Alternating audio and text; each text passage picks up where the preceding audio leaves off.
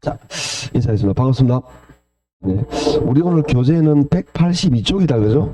그래서, 저번 주에 지대 이론까지 마무리했고, 오늘은, 182쪽인데, 저번 주와 마찬가지로 어렵지가 않아요. 편안하게 보시면 되는데, 우리 저번 주에 지대 이론이 한 200에서 250년 전에, 300년 전에 유럽에서 만들어진 토지 관계되는 이론이라면, 182쪽에 있는, 여기 있는 게 도시 공간 구조예요.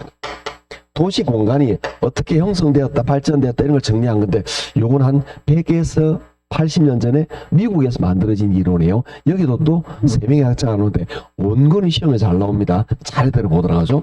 그래서 첫 번째, 182쪽에 있다, 그죠? 거기 보시면 1번, 버제스의 동심원 하는 게 있다, 그죠? 이게 버제스라는 학자가 만들어낸 거예요. 버제스가 정리한 게, 동심원 이론이라는 건데, 이름에 답이 있다, 그죠? 동심원이니까 원이 동이란 중심에서 퍼져나가는 거죠. 그러니까 이게 다시 원이 있으면 이렇게 도시가 이런 식으로 발전돼 나갔다, 이렇게 보죠. 도시가 동그라미 좀 되네 오늘.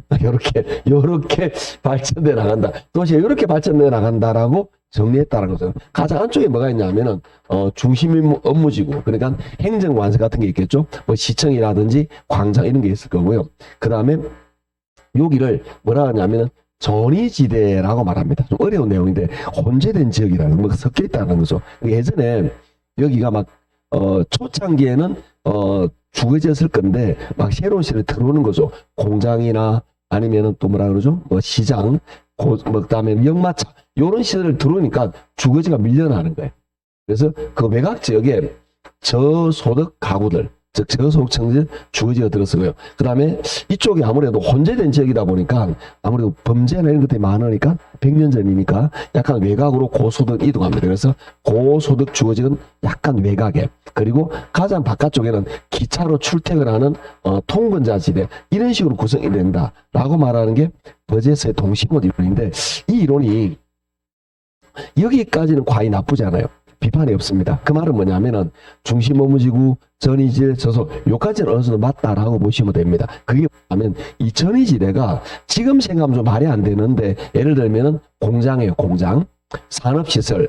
그런데 공장이 외곽에 있지 않느냐, 요즘 그래요. 근데 100년 전에, 150년 전에 유럽이나 미국에는 이 중심부에 공장이 있었다는 거죠. 그리고 여기에 시장이 있고, 그러다 보니까 여기가 뭔가 사람도 굉장히 많고 뭔가 밀집되어 있는 그런 지역이었다 보면 되죠.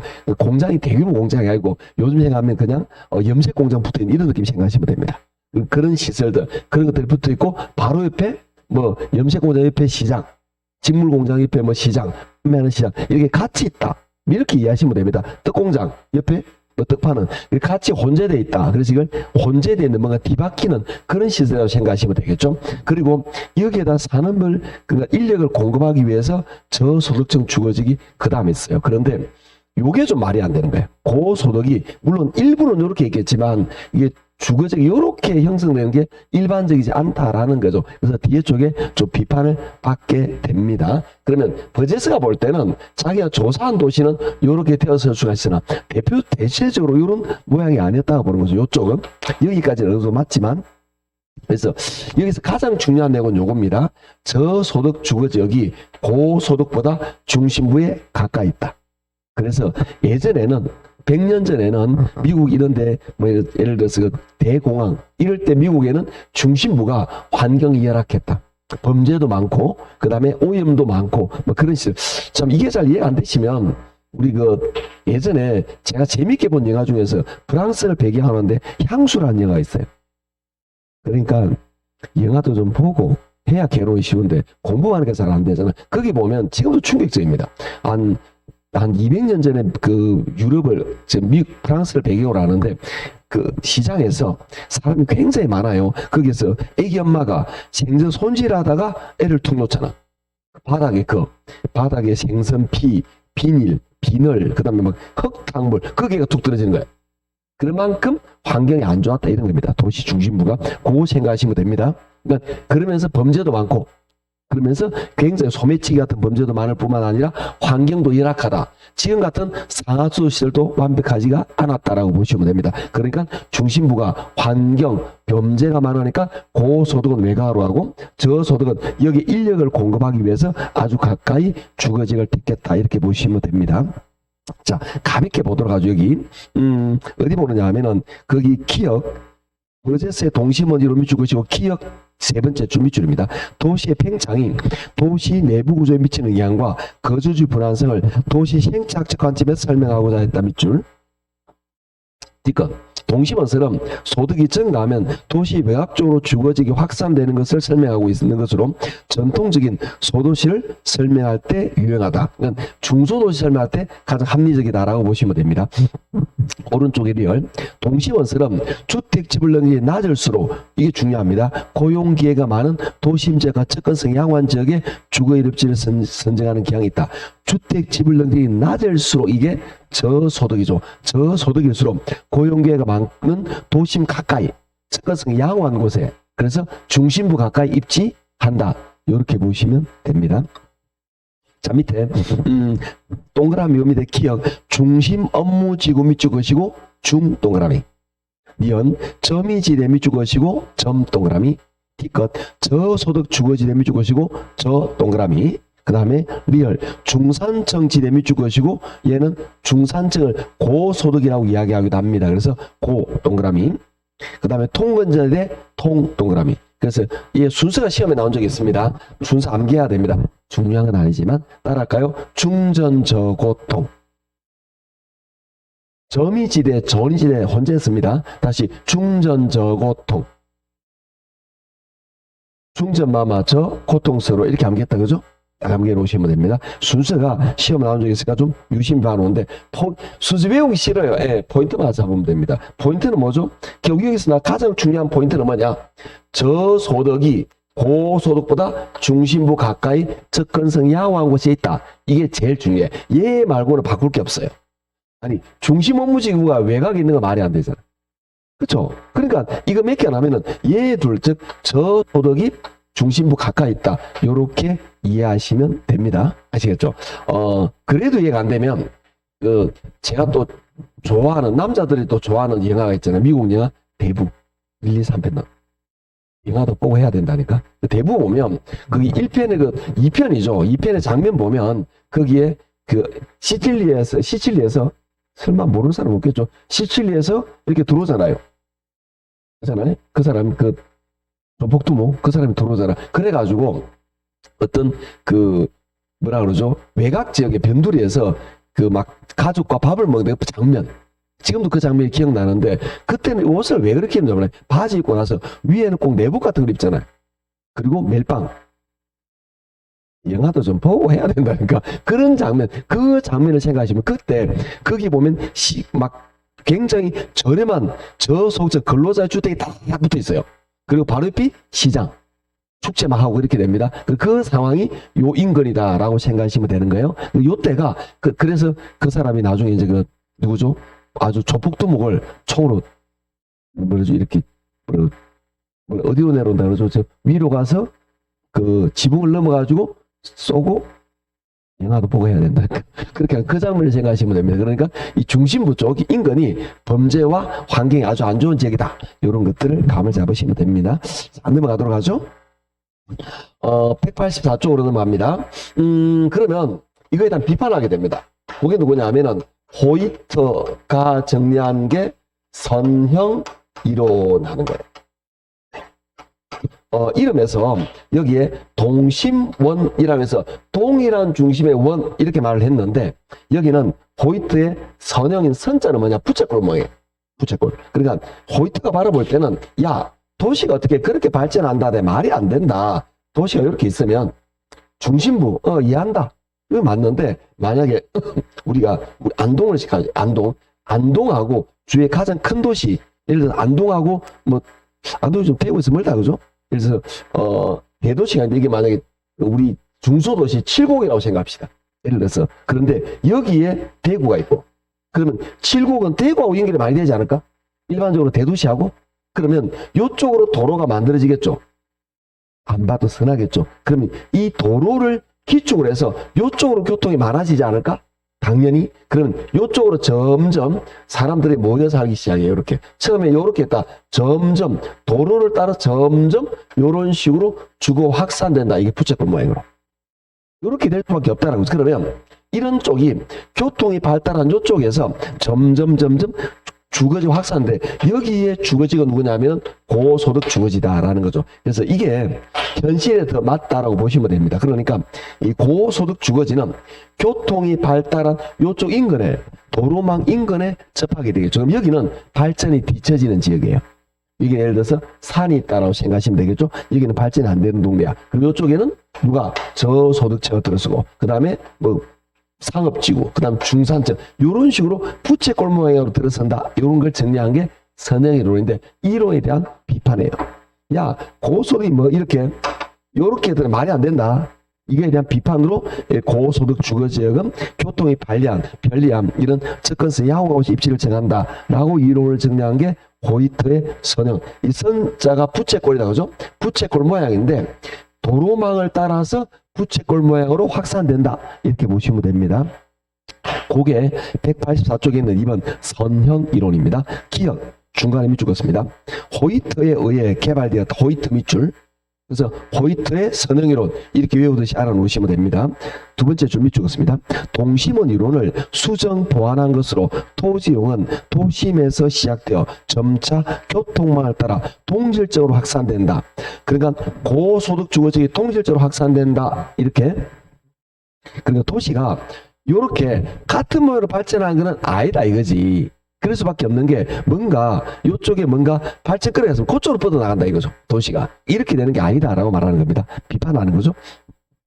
그래서 교통망을 따라 동질적으로 확장되므로 원을 변형한 부채꼴 모양 같다고 해서 선형이론이라 한다. 니은 밑줄입니다. 선형이론은 고소득 주거지는 교통 노선을 축으로 접근성이 야한 지역에 입지하는 경향이 있다. 이게 가장 중요한 내용입니다. 자, 이 둘의 차이점. 공통점과 차이점. 물론 공통점은 여러 가지, 가장 근본적인 차이는 이거죠. 여기는 저소득이 접근성이 양호한 곳에 있다. 여기는 고소득이 접근성이 양호한 곳에 있다. 이게 제일 중요한 거예요. 아시겠죠? 이게 차이점이다라고 보시면 되고, 그럼 공통점은 뭔데요? 공통점은 여러 가지가 있습니다. 중심도 있고요, 여러 가지가 있는데 가장 중요한 공통점은 뭐냐? 이 둘을 뭐라 그러냐 하면은 단핵 이론이에요. 단핵 이론이라는 거는 도시가 규모가 좀 작아요. 예를 들어서 안동도 규모가 작은 도시다, 그죠? 안동 또는 뭐 군단위 이런 경우 보면 도시 규모가 작으니까 도시 중심부가 하나밖에 없잖아요. 그런데 대구나 부산 같으면 이렇게 도시 규모가 크잖아요. 그럼 도시 규모가 크게 되면 이 도시 규모가 크게 되면 중심도 있지만 요런데 지하철 환선역 같은 게 있어요. 지하철 두 개가 겹치는 요런 지역이 다시 중심이 만들어진다고. 이걸 그래서 뭐라고 말하느냐? 다핵심 이론이라고 말합니다. 그러니까 고대 도시 또는 작은 규모의 도시는 도시 중심부가 하나예요. 단순한 구조를 띠고 있다는 거죠. 그런데 도시 규모가 커요. 예를 들어서 막 몇백만 이상 되는 규모가 된다면 도시 중심부 하나가 아니라 도시 중심부가 여러 개 되는 다핵심 이론이 만들어진다. 이런 이야기입니다. 그래서 얘는 얘들의 공통점은 단핵 이론이다. 전통적인 소도시를 설명하기에 용이하다. 그렇지만 서울, 대전, 대구, 부산, 우리나라 같으면 이런 규모의 대도시는 이렇게 설명할 수가 없다. 왜? 중심부가 여러 개 된다. 이런 이야기입니다. 그게 오른쪽 185쪽입니다. 가로 3번 다핵심 이론 밑줄. 기역 끝에 해리스 밑줄. 두 번째 울만 밑줄. 해리스하고 울만이 정리했다라고 보시면 됩니다. 그래서 이걸 외우듯이 해리스 울만의 다핵심 이론 이렇게 외우듯이 하시면 되는데, 그럼 이건 다핵심은 왜 만들어지냐는 다핵심이 만들어진 원인을 줄 시험에 잘 물어봅니다. 한번 읽어보시고 넘어갑니다. 186쪽입니다. 동그라미 2번이죠. 다핵의 발생 원인, 기역, 니은, 뒷걸열 네 가지를 좀 눈에 익혀 놓으셔야 되는데, 그러니까 이외에 다핵이 만들어지느냐 이런 이야기입니다. 첫째, 밑줄, 특정 위치나 특정 시설의 필요성. 상상을 한번 해보는 거죠. 우리가 여기가 대규모 공업시설이 있다라고 봅시다. 공단이 많아요. 공단이. 그러면 요 인근, 요쪽 인근에 이 사람들에게 뭔가 제공할 수 있는 이 공부 만드는 이런 것들, 공부상에, 전기상에 같은 게 모여있는 게 합리적이지 않을까? 공단이 여기 있는데 공부점이 여기 있는 건 말이 안 되잖아요. 그죠? 그럼 자연스럽게 요 위치, 그래서 대부분 제가 가까이 있는 창원 같은 도시도 마찬가지입니다. 대부분 이렇게 되어 있어요. 공업시설에 모여있는 그 인근 약간 번화가에 공부거리가 만들어져 있어요. 대부분. 그래서 뭐 무슨 공부점이 많이 모여있는 집지는 이런 게 나타날 수 있다. 이렇게 특수한 위치를 필요로 한다. 이런 이야기입니다. 요 위치가. 그래서 기억 특정 위치나 특정 시설을 필요로 하는 이런 경우에 나타난다는 거죠. 그 다음 니은 동종 간에 직접 위주 것이고 동종. 자, 동종이라는 말은 같은 종류죠. 같은 종류끼리 모인다 이런 이야기죠. 자, 여기 보면 가구점끼리 모여 있어요. 꽃집끼리 모여 있어요. 그리고 느낌? 이게 동종, 같은 종류는 모인다 이런 이야기입니다. 이질 간의 입지적 비양립. 이질이라는 것은 다른 종류겠죠. 다른 종류는 같이 들어서지 않는다라는 겁니다. 그래서 같은 것끼리 모이고 다른 것끼리 흩어진다는 거죠. 예를 들어서 상상을 한번 해보는 거죠. 여기에 철물점이 많이 모여 있어요. 철물점이 막 모여 있고 그 다음에 좀 주변이 좀 지저분하고 그렇겠죠. 아무래도 뭐 그런 분위기인데 여기에 기금속점이 있어요. 똑같은 철 성분이라고 막 쇠붙이라고 같이 말이 안 되잖아. 그죠? 이건 어울리지 않는다. 그죠? 아니, 기금속점, 뭐 예를 들어서 반지, 예물, 이런 것들은 백화점이라든지 아니면 결혼식장 주변에 있어야 되는 거 아닐까? 그죠? 이렇게 가야 되겠죠. 그래서 같은 종류끼리 모이지, 다른 종류는 모이지 않는다. 그래서 이질 간의 입지적 비양립. 같은 거는 모이고 다른 거는 흩어진다. 이렇게 보시면 됩니다. 미열, 지대 지불 능력의 차이. 즉, 우리가 모여 있는데 기금속 같은 경우는 부가 더 높은 거니까 중심부에 모여 있어요. 가구점은 일반적으로 외곽에 모입니다. 이거는 왜 그렇죠? 지대 지불 능력의 차이 때문에 이렇게 된다라고 보시면 됩니다. 그래서 요 네 가지를 좀 익혀 놓는데 시험은 뭘 잘 틀리냐? 동종, 이질리가 잘 틀리게요. 동종, 같은 종류 모인다 그랬죠? 모이는 걸 집적한다 라고 말하고 양립한다 이렇게 같은 말입니다. 같이 들어쓴다 말이죠. 이질, 다른 종류끼리 흩어진다 그래서 이걸 분산한다 라고 말하고 또 비양립한다, 같이 들어서지 않는다 이런 표현을 사용을 합니다. 아셨죠? 그래서 이걸 섞어서 할래요. 동종, 분산, 이질, 집적 이렇게 잘 틀리겠네요. 좀만 생각하면 굉장히 쉬운 겁니다. 아주 쉽게 같은 종류는 모인다, 다른 종류는 흩어진다. 이렇게 생각하시면 아주 가볍게 다룰 수 있는 그런 내용들입니다. 여기까지 하면 이제 도시 공간 구조의 마무리가 되는데 쉽죠? 이거 어렵다 그러면 우리 대화 안 되는 거예요. 이렇게 쉬운 게 없는 거예요. 시험에 잘 나옵니다. 은근히. 그래서 최소 1년, 2년에 한 번씩 나오는 거니까 잘 익혀 놓도록 하셔야 됩니다. 자, 슉 넘어갑니다. 제가 안 다루는 거는 안 해도 됩니다. 신나게 넘어갈 거예요. 그 다음에 192쪽으로 가도록 할까요? 192쪽에 자, 이론은 크리스탈로 이론 내전하면 했다 그죠? 이를 이 앞에 순환할 때 다룬 적이 있는데 아주 가볍게만 다루고 넘어갑니다. 시간이 부족하니까 여기서부터 본격적으로 어떤 게 나오느냐 하면은 상업 입지가 나와요. 상업 입지 이론이 나오는데 그 중에서 이 가로 1번에 나오는 게 또 우리가 지금은 대부분 오늘부터 저번 주부터 오늘 하는 수업의 대부분은 암기 과목이에요. 어떤 학자가 어떤 이론을 정리했다, 어떤 학자가 어떤 이론을 정리했다, 그거예요. 그렇다면 여기도 마찬가지. 어떤 학자, 그게 뭐냐면은 크리스탈러예요. 크리스탈러가 정리한 게 뭐냐면은 중심지 이론이에요. 그럼 선생님 이걸 외울 때 이렇게 외워야 됩니까? 사실은 이거 이름까지 외울 필요는 없어요. 근데 이걸 왜 꼭 붙여서 말하느냐? 우리가 여기서 말하는 이론이라는 거는 즉 말하면 논문이겠죠. 굉장히 다양한 이론들이 있는데 중심지 이론이 인터넷 검색하면 한 개만 나올까요? 수백 가지가 나와요. 이 중심지 이론이 수백 개가 나온다고. 그 중에 얘가 말한 중심지 그 말하는 거예요. 그러니까 이걸 붙여서 이렇게 말을 하는데 실제로 우리 시험에서 중심지로 누굽니까? 이렇게 단순하게 물은 적은 없어요. 한 번 정도 나온 적 있는 것 같습니다. 그렇게 물어보진 않아요. 그렇게까지 물어보면 정말 어찌 보면 치사한 거예요. 여기서는 뭘 물으냐?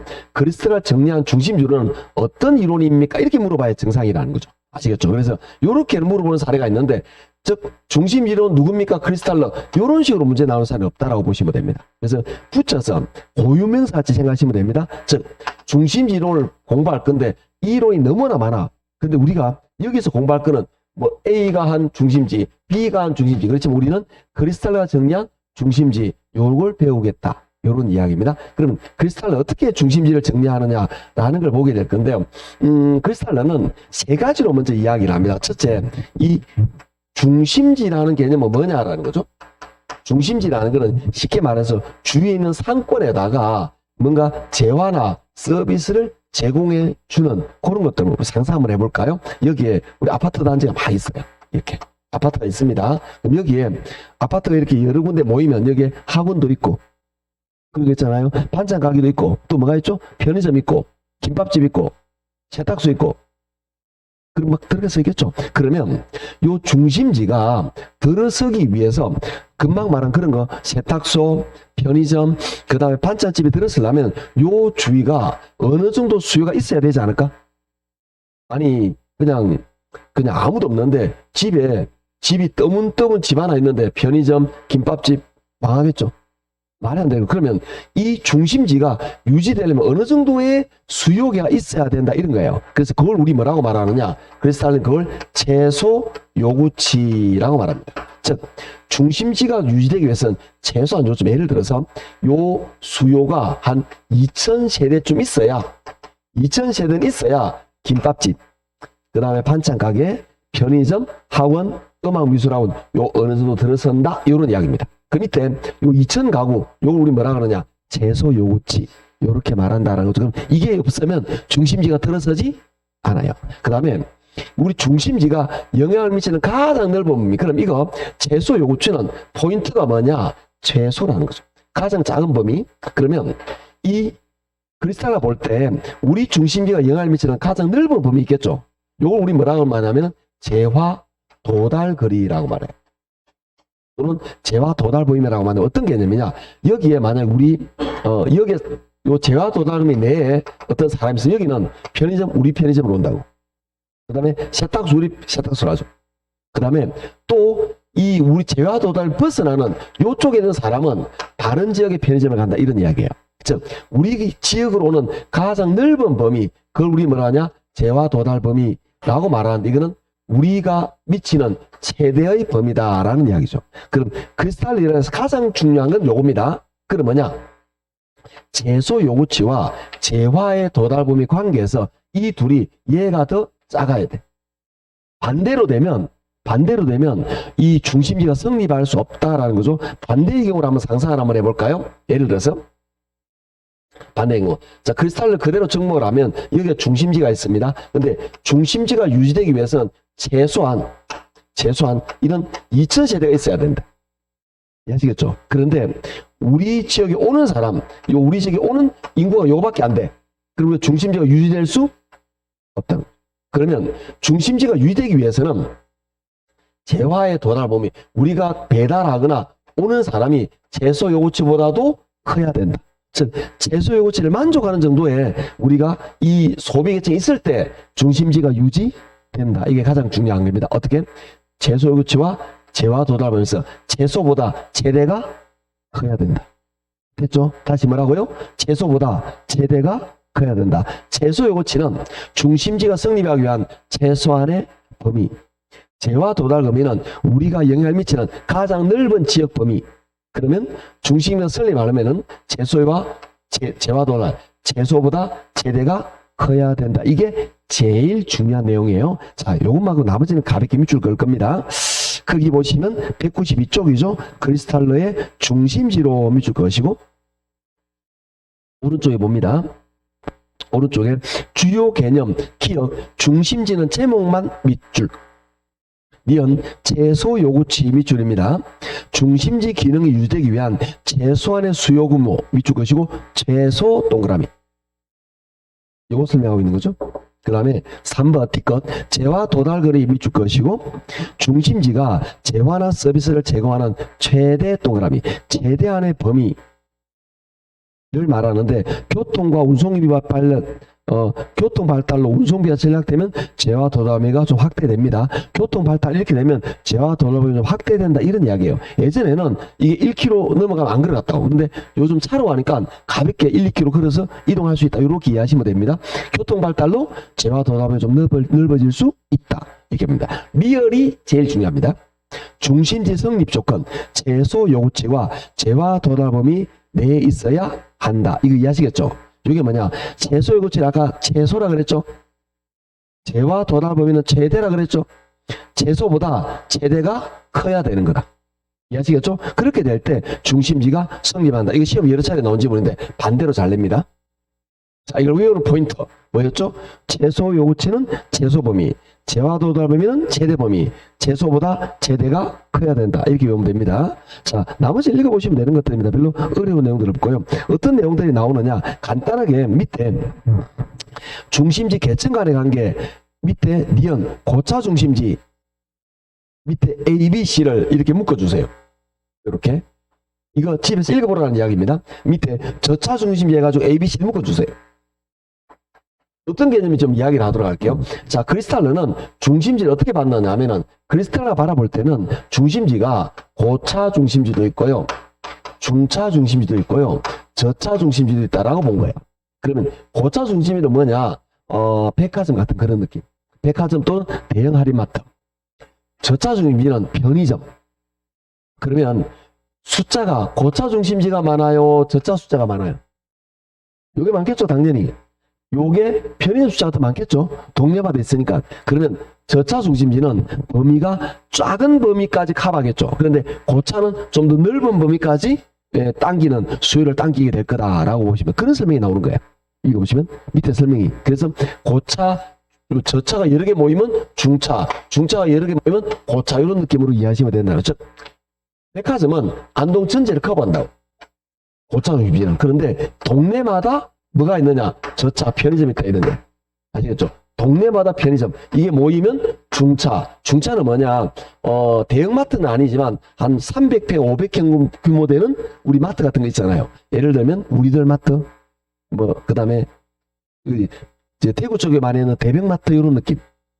이해하시겠죠? 그런 규모가 모임 요게. 요런 것들이 모이면 고차 이렇게 만들어진다. 그 설명이 나와 있는 거예요. 읽어보시면. 그래서 별로 어렵지 않은 그런 내용들입니다. 천천히 보시면 과연 어려운 내용 할까 이러면 다 이해가 될 만한 그런 내용. 자, 넘어갑니다. 194쪽입니다. 요것만 하나 밑줄 긁고 넘어갈 건데요. 그게 뭐냐? 동그라미 3번입니다. 기억. 공간상에 하나의 중심지만 있다면 시장 형태는 원형이 형성된다. 원 모양이 가장 합리적이다. 왜 원 모양일까요? 하필? 왜? 동글동글하잖아. 그 말은 자, 원 모양일 때 가장 좋은 게 중심지에서 동일한 거리로 전부 다 골고루 되겠죠. 그러니까 중심지방이 가장 이상적이에요. 이 배우지, 즉 중심지를 이런 재화 도단이나 최소화적 배우지 같은 게 이렇게 원 모양이 가장 합리적이다 이런 이야기예요. 니은 중간부터 밑줄입니다. 여러 개, 즉 중심지가 여러 개 존재하기 때는 중심지 사후 간의 경쟁을 최소화하기 위해서 정육각형의 배우지가 형성된다. 뭐냐? 하나 있으면 좋겠는데 만약 중심지가 여러 개면 이렇게 겹친다 이 말이죠. 그래서 겹친을 막기 위해서 이렇게 육각형 모양이 효과적이다. 육각형은 원과 비슷하게 중심지 그림별로 차이 나지 않는데 중심 사이에 경쟁을 최소화시키죠. 그런 면에서 육각형이 여러 개일 때 효과적이다. 즉 중심지가 하나일 때는 원 모양이, 여러 개일 때는 이렇게 겹치는 부분을 없애기 위해서 육각형이 효과적이다. 밑에 설명이 그걸 말하고 있는 겁니다. 이렇게 가볍게 보시면 되겠고, 자, 지금까지 내용이 별로 어렵진 않았다, 그죠? 그래서 가볍게 암기하시면 되는 거고요. 이제 우리 넘겨서 196쪽으로 넘어갑니다. 196쪽에서 우리 이제 몇 가지 이론을 정리하게 될 건데요. 얘는 계산 문제로 제가 설명을 하게 될 거예요. 그래서 계산 문제를 설명하는데 시험에 너무너무 잘 나와요. 근데 계산인데 이 계산은 풀어야 됩니다. 나는 무조건 계산 싫어요. 그러면 안 돼요. 좀 풀어야 되는데 196쪽에 보시면 이제 인력 이론이에요. 즉 상업 입지에서 상업재 인력, 그러니까 상업 입지에서로 도시와의 관계를 나타내는 인력 이론인데 하나하나 풀어보도록 합시다. 자, 196쪽에 볼게요. 196쪽에 보시면 레일리라는 학자가 정리합니다. 레일리가 정리한 게 뭐냐면은 소매 인력 이론이에요. 레일리는 어떻게 이론을 정리했느냐면 우리 한번 상상을 한번 해보는 거죠. 자, 이게 A 도시가 있고요. 그리고 여기 B 도시가 있어요. 이 사이에 C라는 작은 마을이 있어요. 근데 이 C라는 마을에서는 마트가 없어. 쉽게 말해서. 그래서 상상을 하는 거죠. C 마을에 할아버지가 손녀가 학교를 간 거야. 그러면 손녀한테 뭔가 해주고 싶은 마음이 있지 않을까? 제가 할아버지 안 돼서 모르겠는데 그럴 것 같아요. 그래서 만약에 손자다. 저희 딸을 옛날에 학교 보낼 때 생각을 하면 저희 딸 같은 경우에는 오직 분홍색이었어요. 대부분 딸이 그렇지 않나요? 그러니까 일단 분홍 원피스, 그 다음에 분홍 신발, 그리고 분홍색 가방, 분홍색 신주머니, 포인트, 분홍색 머리띠. 모든 분홍을 장착하고 가야 학교를 간다고. 파란색 입으면 그냥 뭐 난리 납니다. 울고불고. 왜 그런지 몰라. 요즘은 어떤 걸 입을까요? 요즘은 깜장색만 입고 다닙니다.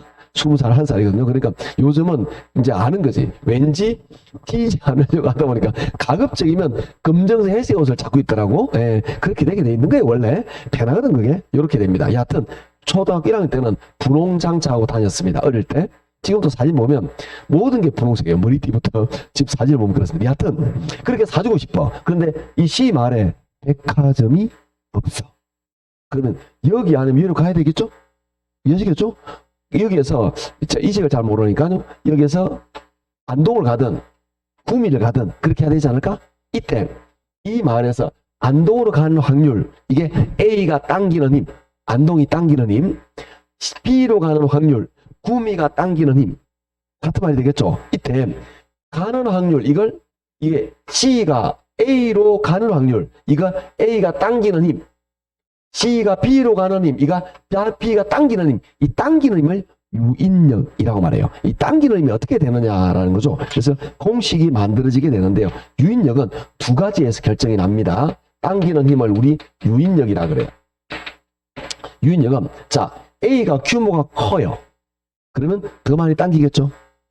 그럼 우리가 상상을 하는 거죠. 여기 쇼핑하는데 구미와 대구를 할 때 구미가 커요, 대구가 커요? 그럼 사람들이 쇼핑할 때 일단 대구로 많이 가겠다, 그죠? 그 생각하시면 됩니다. 그래서 규모에 비례한다라는 거죠. 규모가 클수록 더 많이 가는 겁니다. 그러면 우리나라에서 제일 큰 도시는 뭐죠? 안동 그렇게 없다. 서울이겠죠. 그러면 왜 서울 안 가는 거죠? 규모 제일 큰데? 멀어서. 그러니까 규모가 결정하는 게 중요한 건 맞지만 규모만 아니라는 거지. 거리도 작용을 한다라는 거죠. 거리도 당연히 작용을 하죠. 그럼 거리는 밑에 있는 건 뭐냐? 거리가 멀면 안 가요. 작으면 가죠. 그래서 거리는 반비례합니다. 이걸 뭐라고 말하느냐? 당기는 힘, 유인력은 규모에 뭐하고 비례하고 거리에 반비례. 다시 규모에 뭐하고, 제가 발음이 좀 그래요. 여러 가지 발음에 단점이 있어요. 그러니까 제가 규모 이런 발음을 잘 못한다. 형님 이 발음 우리 동네 원래 안 되잖아. 형님아, 구모. 제가 일부러 그러는 게 아니고 그래서 이런 발음할 때 천천히 하고 노력을 해요. 제가 우리 어릴 때 형님아 이 발음 못했잖아. 우리 동네 형님아. 그랬으면서 새삼스럽게. 여하튼 우리 같은 세대잖아요. 동네 같으니까. 그러니까 규모 아시겠죠? 규모에 뭐 한다? 비례, 거리에 반비례. 그런데 랠리가 볼 때 거리가 더 중요하다 봤기 때문에 거리에 포인트를 줍니다. 이게 만류 인력 법칙에 관계되는 이론을 그대로 딴 거예요. 그래서 그대로 딴 건데 요 공식을 암기를 하셔야 되는데 선생님 이거 외워야 됩니까? 이거 안 외워도 돼요. 왜? 이 문제를 저랑 같이 최소 10개 이상을 풀 거거든요. 10문제 이상을 푸는데 이 공식을 못 외우면 인간의 탈을 쓰고 그럴 수는 없잖아. 10문제를 풀었는데 3개, 4개도 아니고 진짜요. 이걸 저랑 같이 최소한 10문제 풀 거라. 어쩌면 10문제부터 많을 수도 있어요. 그런데 못 외우면 이거 내 잘못 아니다. 아시겠죠? 그게 우리 교재 어디에 나와 있느냐? 196쪽에 나와 있습니다. 레일리의 소매 인력 법칙 밑줄. 동그라미 2번을 한번 보도록 할까요? 동그라미 2번. 만류 인력 법칙은 뉴턴이 발견한 수 두 물체 간에 서로 당기는 힘은 물체의 질량에 비례하고, 질량 동그라미 밑에 규모라고 적으세요. 규모에 비례하고 거리의 제곱에 반비례한다. 거리 동그라미. 그게 요걸 말하는 거예요. 밑에 여백에다가 공식 적어놨는데 요 공식을 적어 놓으셔도 되고 안 적어도 됩니다. 왜? 이거 나중에 요약집 하면 이렇게 적혀 있겠죠? 왜? 내가 만든 거니까. 이렇게 해서 적어도 되고 안 적어도 됩니다. 여튼 좀 이따 풀어볼 겁니다. 그러면 자, 랠리가 이론을 정리했는데 랠리 이론이 잘못된 거 아니에요. 굉장히 획기적입니다. 그런데 랠리가 살았을 당시에는 기차가 교통수단이에요. 기차는 굉장히 간단하잖아요. A, B, C, D 이 레일성에 있는 거죠. 여기 있는 도시가 있으면 이 도시로 갈 수가 없잖아. 레일이니까 그렇겠죠. 그러니까 여기 마을에서는 B이고 C면 여기 하면 여기 둘 수밖에 안 되잖아. 상행선, 하행선. 그거 말고 갈 방법이 없겠죠. 그런데 교통이 변하면서 도로가 생기네. 그럼 요렇게도 갈 수 있지 않을까? 그렇겠네. 그러면서 이 랠리가 처음 이론을 정리할 때 두 도시라고 규정을 했는데 가만 생각하니까 두 도시가 아니라 세 개, 네 개가 돼도 괜찮거든. 이렇게 가만 보니까 그래서 한 바닥 넘깁니다. 198쪽 갔다 다시 올 거예요. 198쪽 보시면 누가 나오냐면 허퍼라는 학자가 나옵니다. 허프가 정리한 게 뭐냐면은 확률적 상권 모형, 이걸 확률 모형이라 그래요. 이건 뭐냐? 허프 이론을 보다 더 발전시킵니다. 그러면 허프 이론을 어떻게 발전시켜? 금방 말했듯이 두 도시가 아니라 세 개, 네 개도 되네? 이렇게 발전시킨 거예요. 그러면서 또 생각한 게 뭐냐? 허프가 가만 생각해 본 거죠. 어떻게 생각하느냐? 가만 생각하니까 여기 예를 들어서 안동이라는 도시가 있다면 안동에 예를 들어서 우리가 살고 있는 이 동네, 우리 여기에 마트가 없어.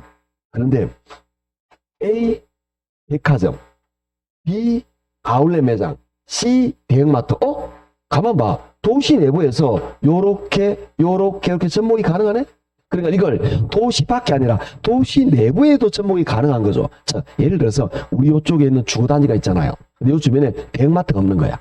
이해하시겠죠? 그러면 농협 없다 치고, 그러면 예를 들어서 애 옷을 사기 위해서 애 옷 아니고 갑자기 신랑 옷을 사주고 싶은 마음이 드는 거야. 그런 생각 좀 해주세요.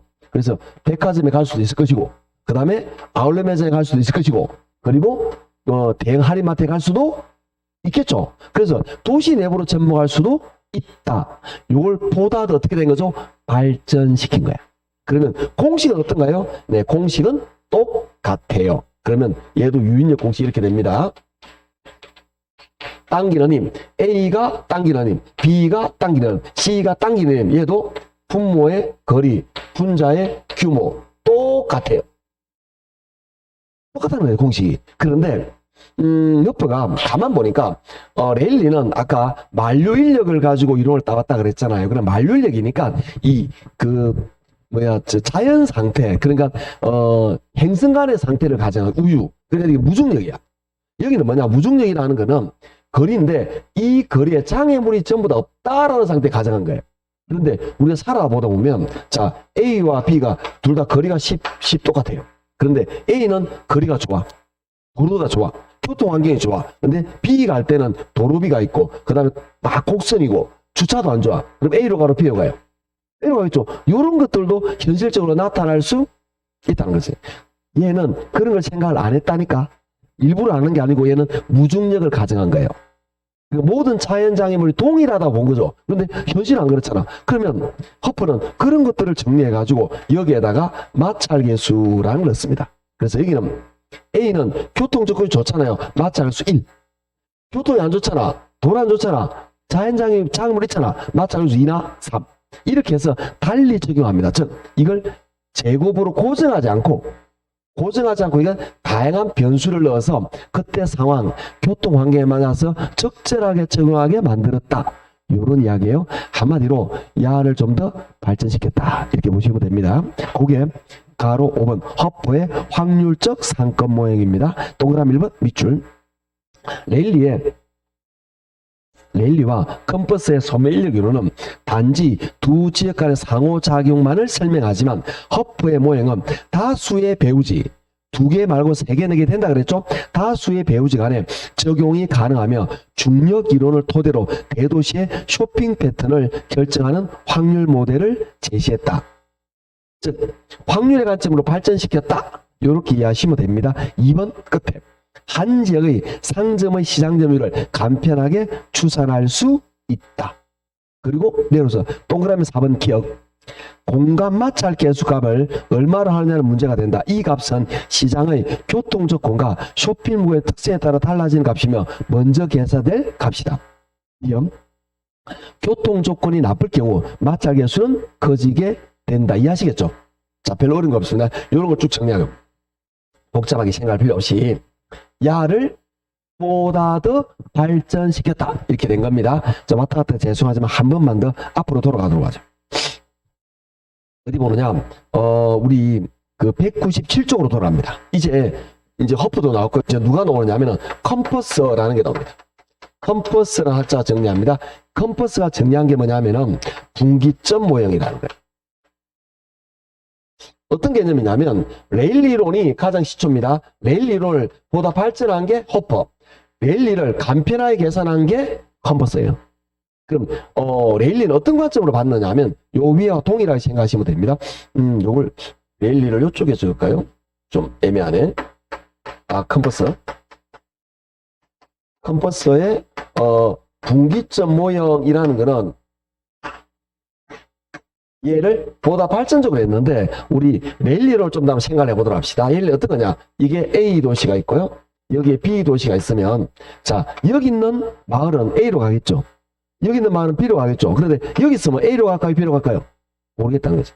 그래서 이걸 예를 들어서 A가 상권에 영향을 미치는 범위가 여기까지고 B가 도시가 상권 미치는 비용이 여기까지 밑에 나오면 A, B의 상권이 이렇게 나누어지는 지점이 있지 않을까?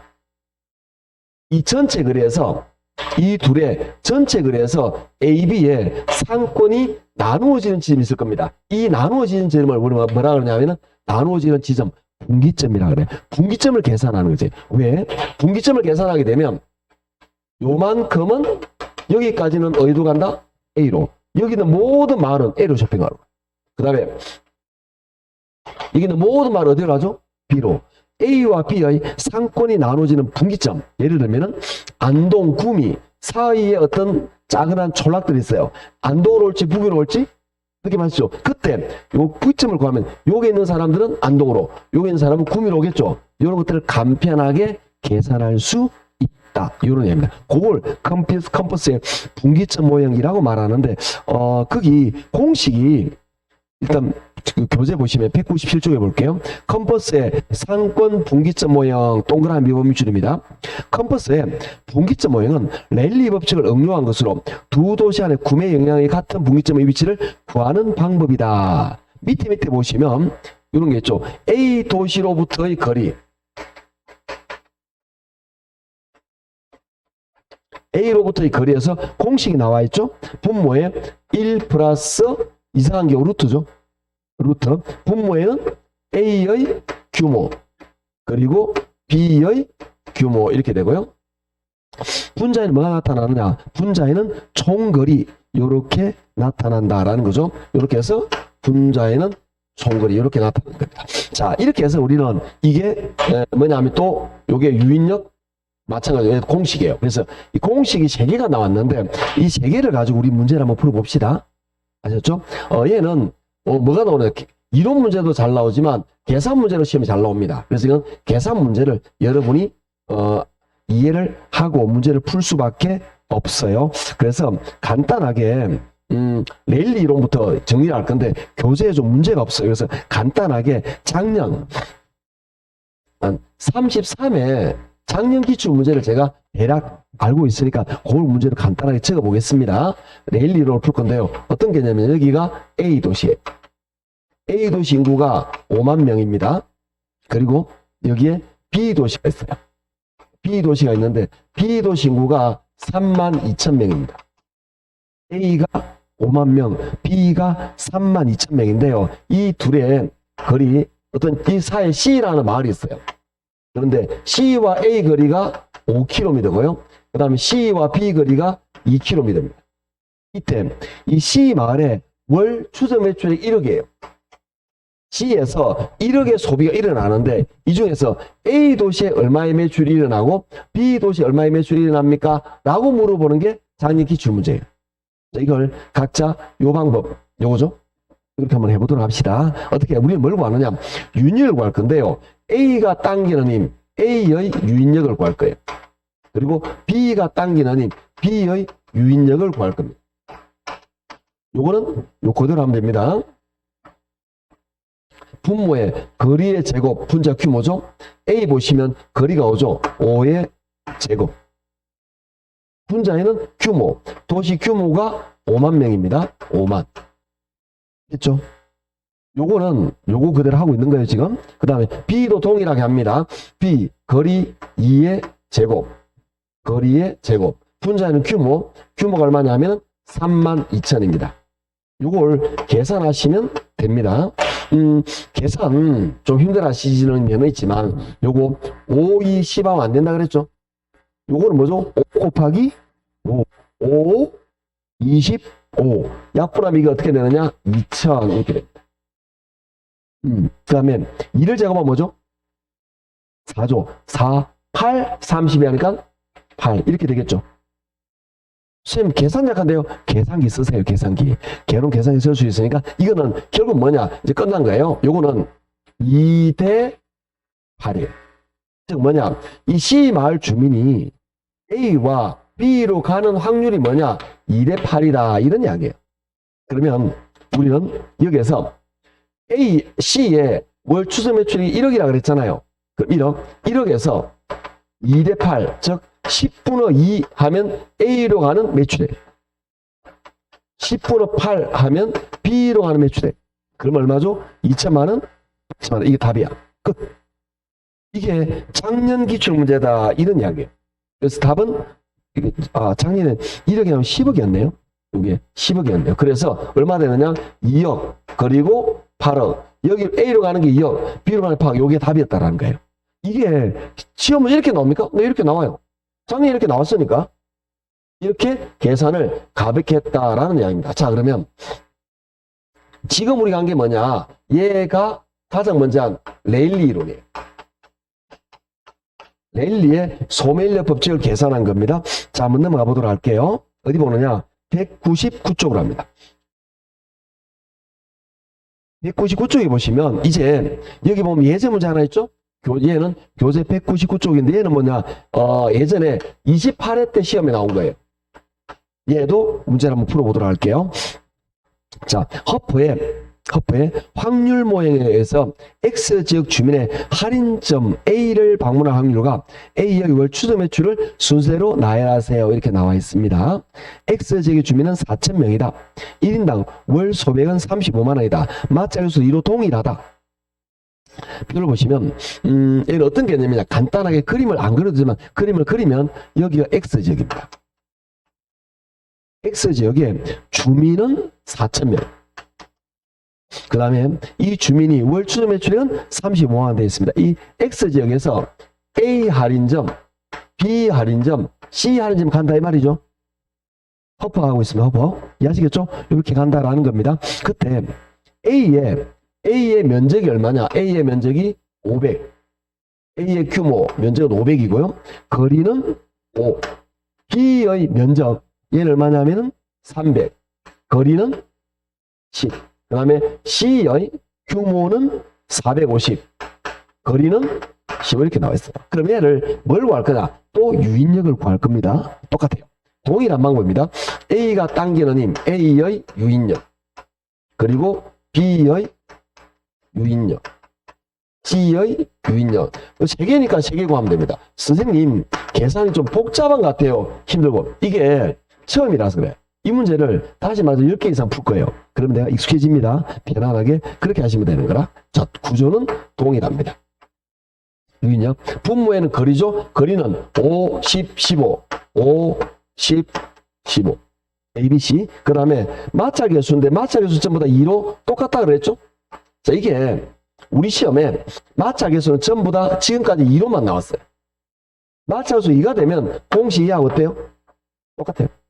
그러니까 이론적으로 배경은 차이 나지만 실제로는 똑같다라고 보시면 됩니다. 이론 계산 문제는. 그래서 위에는 규모, 요거는 A는 500, B는 300, C는 450 하면 됩니다. 자, 마찬가지 계산기 쓰면 된다 그랬습니다. 자, 요걸 할 건데 5를 제곱하면 25죠. 그래서 요거 약분하면 20 됩니다. 요거는 10을 제곱하면 100이죠. 약분하면 3을 됩니다. 3. 그 다음에 15를 제곱하면 225가 나오죠. 225, 450하고 나누면 2가 됩니다. 그럼 요거는 뭐냐? 20대 3대 2예요. 이 말은 X지역 주민들이 A, B, C로 갈 때 확률이 20대 3대 2라는 거예요. 이걸 유인력을 통해서 알아낸 겁니다. 그럼 어떻게 하면 되느냐? 백분율을 구하라 그랬으니까 20, 3, 2. 물론 이걸 우리 A 지역으로 가는 인구를 말했잖아요. 그럼 이렇게 합니다. 원래 A 지역 가는 인구가 X 지역 주민이 4,000명이잖아요. 4,000명 곱하기 1인당 얼마라고요? 35만 원 곱하기 20, 3, 2 전부 다 하면 25죠. 25분의 20 하면 A가 나와요. 이해하시겠죠? 그 다음에 동일한 구조입니다. 똑같이 요거 25분의 요거 3 하면 B가 나와요. 요거 25분의 2 하면 C가 나오겠죠? 여기는 요 A만 구하라 그랬잖아.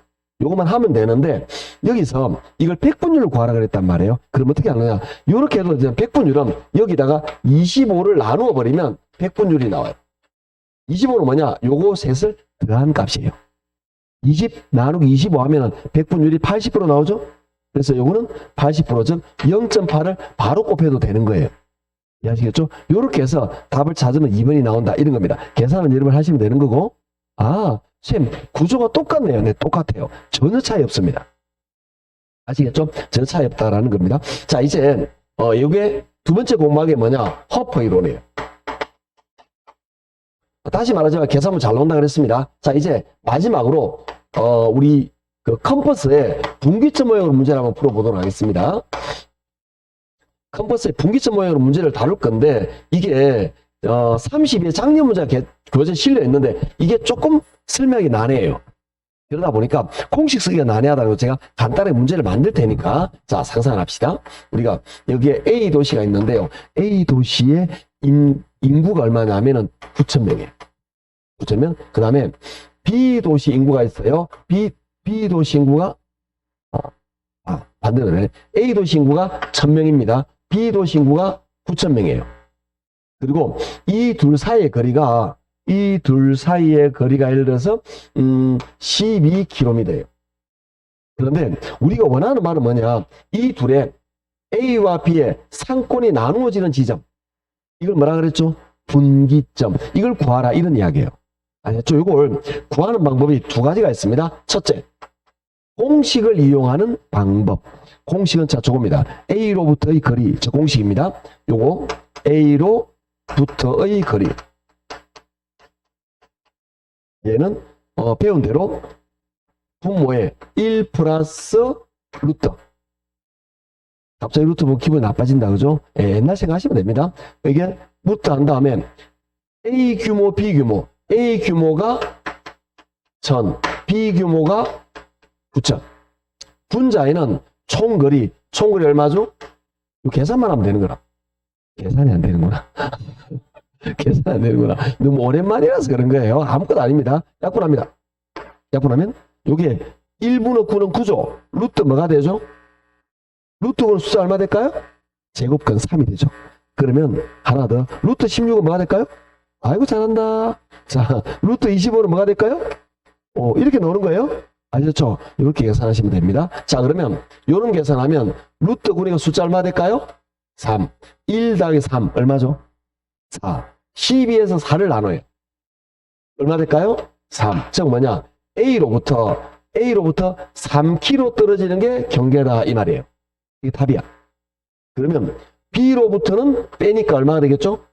8, 9다, 그죠? 이 경계가 되는 겁니다. 이렇게 구한 거예요. 이게 A로부터 3km 떨어졌다, 이게 답이다 라고 보시면 됩니다. 별로 어려운 건 아닌데요. 이걸 제가 예전에 사명감이 불탈 때가 있어요. 이걸 왜 그런지 증명해 주고 싶었다, 내가. 이 공식이 왜 그렇게 나오는지. 그래서 증명을 지금도 할 수 있어요. 근데 시간이 좀 많이 걸려요. 이걸 어떻게 하느냐 하면은 구하고자 하는 x로 둡니다. 그럼 얘는 12-x로 둬요. 요 공식을 접목해서 풀잖아요. 그러면 딱 이렇게 나와. 그래서 이건 2차 방정식 풀이로 풀어내면 돼. 분위기 안 좋아지잖아. 봐. 2차 방식 그러니까 이해하시겠죠? 그렇게 풀어도 돼요. 그런데 굳이 그럴 필요가 없다라는 거지. 공식 외워도 되지만 이 공식이 만들어지게 된 배경이 있어요. 그 만들어진 배경을 이해하잖아. 굉장히 쉬워요. 지금 그걸 이야기할 거예요. 두 번째, 이 공식 가지고 문제 푸는데 이게 왜 그렇게 되느냐라는 걸 알면 쉽다라는 겁니다. 어떻게 하면 되느냐 하면은, 자, 우리는 A와 B가 1000대 9000이죠. 집중. 1000대 9000을 가장 작은 수로 약분. 몇 대 몇이죠? 1대 9 됐죠? 가장 작은 수 약분한 다음에 여기에다가 루트를 씌울 거예요. 요거 때문에 여기다가 루트를 씌웁니다. 루트를 씌워서 계산합니다. 그러면 1의 제곱은 1, 9는 3의 제곱이죠. 몇 대 몇이죠? 1대 3. 이거는 이 12kg를 1대 3으로 비례 배분해요. 다시 12를 1대 3으로 비례 배분한다고. 그러면 요거는 12 곱하기 1, 3 다음은 뭐죠? 4분의 1 하면 A로부터 그리가 나오겠네? 곱하기 4분의 3 하면 B로부터 그리가 나오겠네? 우리 요걸 물었잖아. 계산하면 얼마 나오죠? 3. 답이 똑같이 나옵니다. 그죠? 그러니까 쌤 이거 공식 외워도 되고 이렇게 해도 아무렇게 해도 됩니다. 그런데 제가 볼 때는 공식 안에 이렇게 해야 돼요. 이렇게. 그래서 하는 요령을 다시 말할게요. 어떻게 하느냐면은 요거 이 규모를 가장 작은 수 약분한다. 그다음 뭘 씌웠죠? 루트를 씌웠죠? 그리고 계산합니다. 그 비율로 거리를 비례 배분하면 되는 거예요. 그렇게 하면 되는데 쌤 나 공식이 편한 것 같은데 에이 안 그렇다니까. 자 우리 작년 문제 재작년 문제죠. 197쪽에 문제를 한번 풀어볼게요. 197쪽에 맨 밑에 예제 문제 볼게요. 집에서 요 풀다 열받게 되어 있거든. 그래서 지금 같이 할 겁니다. 거기 보시면 문제를 볼게요. 컴퍼스의 분기점 모양에 기초할 때 A, B 사이의 상권의 경계는 A로부터 얼마 떨어진 것이냐 이렇게 나와 있죠. 자, A 인구 64, B 인구 16. 그 다음에 직선거리는 30. 자, 공식 넣어볼게요. 자, 이겁니다. A로부터의 거리는 1 플러스 루트. 자, A의 규모 얼마라고요? 64. B의 규모 16. 분자에는 총거리 얼마라고요? 30. 여기서 이제 문제가 생겼다. 계산을 못하는 거예요. 이거 계산이 안 되잖아. 안 될걸? 그래서 가장 작은 수 약분합시다. 이거 약분 계속합니다. 더 약분해, 쉽게 말해서 약분하면 이게 16으로 약분되잖아요. 그죠? 16으로 약분하면 얘가 어떻게 되냐면 4, 4, 16. 얘를 16으로 나누면 얼마죠? 16이잖아. 그죠? 맞죠? 그럼 요렇게 내고 이 뭐냐 루트 16분의 4를 계산해야 하는데 물론 우리 예전에 요쪽 지워도 되겠죠? 우리 예전에 빼고 좀 생각해 봅시다. 요런 거 우리 옛날에 했어. 루트 16분의 4란 말이에요. 이거는 루트 16분의 루트 4잖아. 루트 16은 뭐죠? 4의 제곱이죠? 루트 4의 제곱. 요 4는 뭐죠? 루트 2의 제곱. 더 약분 되는 거였네. 그죠? 더 약분 되는 거였네. 그럼 요게 더 약분이 되는데 몇 대 몇이 되지? 이렇게 하면 원래 간단한 방법은 이렇게 하기 힘들어서 그렇죠. 이건 더 약분이 되는 거죠. 하여튼 마찬가지니까 뭐 4 2의 제곱. 여하튼 이렇게 되니까 요거는 결국 2분의 1이 되네요. 그죠? 이렇게 해서 문제 풀어도 돼요. 그 다음에 이렇게 되면 자 이제 어떻게 되냐. 요게 그 다음 계산이 안 돼. 요게 만약 2분의 1이 나왔잖아요. 이게 뭐냐 1 플러스 2분의 1 분어 총분이잖아. 공부해야 될걸? 계산이 복잡해져. 이렇게 풀어도 되는데 계산이 복잡하다 이런 거예요. 그러니까 즉 이렇게 풀지 말라는 거지. 그럼 이렇게 하면 어떻게 되느냐 한번 해볼까요? 자, 배운 대로 봅시다. 우리 이렇게 하지 말고 두 번째 방법을 이제 쓰는 겁니다. 간단하게 뭐냐 A와 B가 지금 몇 대 몇이냐면 A, B가 64대 16. 가장 작은 수 약분합니다. 우리 옛날에 배웠던 소인수분 해보시면 됩니다. 이렇게 아셨죠? 자, 4를 나누면 4, 1은 4, 4, 6, 24. 그 다음에 이거는 4, 4, 16. 또 나누죠? 4, 4로 나오면 어떻게 되죠? 4, 4, 16, 4, 4. 몇 대 몇이죠? 4대. 가장자수 약분했죠. 그 다음 뭘 했죠? 가장자수 약분한 다음에 우리 뭘 했잖아? 루트를 씌웠죠? 기억하셔야 되는데, 요거. 루트를 씌웠죠? 그러면, 루트 4는 숫자 뭐가 되죠? 2. 루트 1은 뭐가 되죠? 1. 2대 1로 비례배분하면 됩니다. 2대 1로. 자, 이제 오른쪽에 보니까 거리가 얼마나 그랬죠? 30. 30을 2대 1로 비례배분할 거야. 2, 1 다음에는 3분의 2 하면 이게 답이라는 거죠. 또 계산 안 되는구나. 약분하면 되는데. 그죠? 그럼 얼마죠? 20. 약분하면 20kg. 그게 답이네. 그게 20kg. 답 몇 번? 4번 끝. 이렇게 나온다는 거지. 그러니까 이렇게 편안한 방법을 냅둬 왜 공식 외우냐는 거지. 자, 결론. 공식 외울 필요가 없다. 공식을 외우지 말고 요걸 익히라는 이야기예요. 요게. 자, 여러분 느낌상 봤잖아요. 멜리가 지금 얘가 언제 나오냐? 33회. 얘가 32회. 얘가 31회야. 3연속 나오고 있는 거예요. 3연속. 얘가 돌아가면서. 그러니까 이 세 가지 방법 계산 형태는 익혀야 되는 거예요. 여러분이. 왜? 잘 나오니까. 물론 안 나올 수 있지만 나올 확률이 굉장히 높다라고 보시면 됩니다. 가장 높은 것 중에 하나니까. 그래서 외우는데 이걸 지금 멜리하고 허프는 계산을 유사했죠. 윤역 두 문제 풀었잖아요. 그렇게 하시면 되고 얘는 공식 외우지 말고 금방 했던 대로 자 어떻게 하느냐. 이 규모를 가장 자연수로 약분. 거기다 뭘 씌운다? 루트를. 아시겠죠? 루트를 씌운 다음에 계산한 걸 고 나온 거래만큼 거리를 비례배분하면 돼. 그 순서를 쌤 이제 뭘 같아요? 걱정하지 말라니까 얘도 10개 풀 거라니까 나중에 이걸 10개 풀었는데도 모르면 다시 말하자면 내 잘못 아니라 그랬죠. 10개 풀면 암기하게 되어 있어요. 자 이게 상업 입지에 관계되는 내용이었다 라고 보시고 우리 좀 쉬었다가 200조로 넘어가도록 하죠. 좀 쉬죠.